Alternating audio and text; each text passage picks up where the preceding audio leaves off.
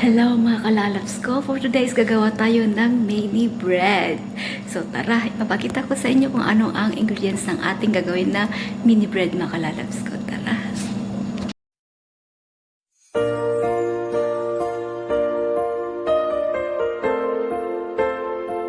So ayan mga kalalabs ko, nag-ready na pala tayo ng pang mini bread natin mga kalalabs ko. Ito, 2 cup of brown flour mga kalalabs ko, 1 cup of white flour mga kalalabs ko. Ayan.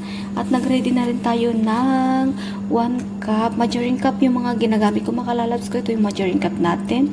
Milk, powder milk mga kalalabs ko. Ayan. A teaspoon of turmeric powder and kamira powder mga lalabs ko, 1 tablespoon and 3 tablespoon of yeast mga lalabs ko, and 1/4 glass of cooking oil mga lalabs ko. At magamit tayo ng salt and sugar mga lalabs ko. At ito yung ipapalaman natin mamaya mga lalabs ko, kiri and dates mga lalabs ko. Yan. At maglagay tayo mamaya ng toppings niya ng tawag dito, honey and butter mga lalabs ko. Ayan. Tara. So, umpisa na natin mag-duff mga kalalabs ko ng mini bread natin mga lalabs ko. Ayan. At ilagay na natin itong cooking oil. Ayan.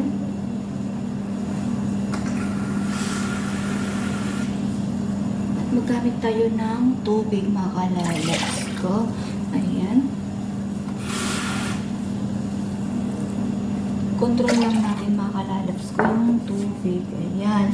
Tapos ilagay na natin itong brown flour mga kalalabs ko. Ayan. At ilagay na natin itong white flour mga kalalabs ko. At ilagay na natin itong powder milk mga kalalabs ko. Ayan. Kung hindi kakasya yung ating paglagyan. At itong yeast makalalabs ko yan. Baking powder. Ayan. Turmeric powder. Ayan. At maglagay tayo ng konting salt makalalabs ko ha. Ayan siya. Parang 3 tablespoon ito makalalabs ko. At 1 tablespoon of sugar mga kalalabs ko. Ayan. Tapos, halo-haloin na lang natin mga kalalabs ko. Ayan.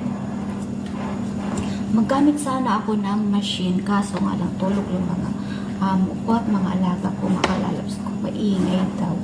So, ganito na lang ang gagawin ko mga kalalabs ko. Ayan. Halo-haloin lang natin ng ganito. Tapos, hanggang sa maano na yung ating bread na kalalabs ko. Ayan. Mamaya kamayin ko to. Kasi hindi pwede yung spoon lang ito makalalabs ko. Ayan. Nagdagan na naman natin ng tubig. Ito kasi makalalabs ko is 1 cup na tubig sana makalalabs ko. Kaso nga lang, mas ma-okay yung dahan-dahanin natin kaysa sumubra yung tubig niya makalalabs ko. Ha? Ayan. Nalagyan natin. Kapag naka-gloves naman tayo makalalabs ko. Ayan.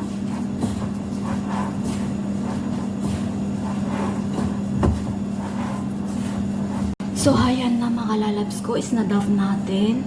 Takpan natin ng 1 hour mga kalalabs ko ito.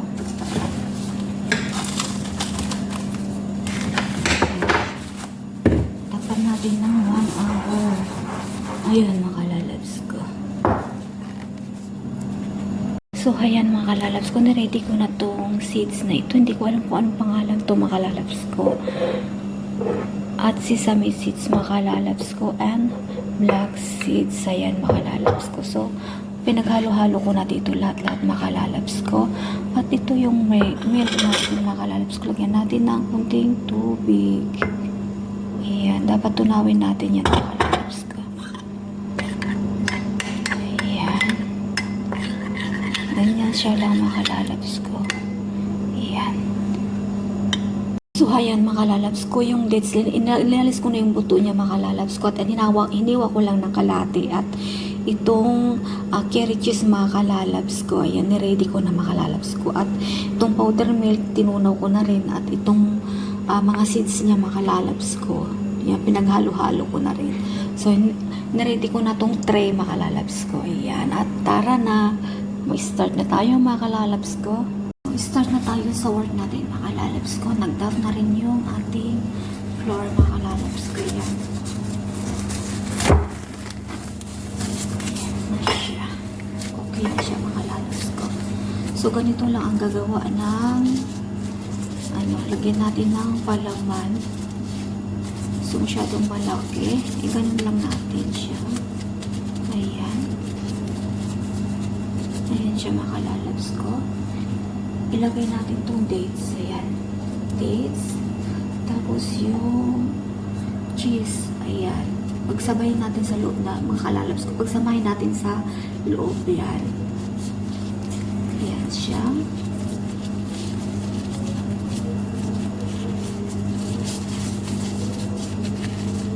Ayan siya makalalabs ko. Ayan. Ganyan ang gagawin natin makalalabs ko. Tapos, isawsaw natin sa milk. Yung milk na tinunaw ko makalalabs ko. Iganon natin siya. Ayan. Tapos, isawsaw natin dito siya makalalabs ko.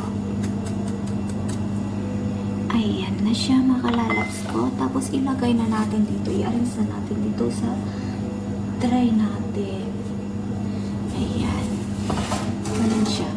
Dapat hindi magdikit-dikit dito makalalabs ko. Dapat mga may space siya para pag maglinuto nyo na hindi siya magdikit-dikit makalalabs ko. So, yan.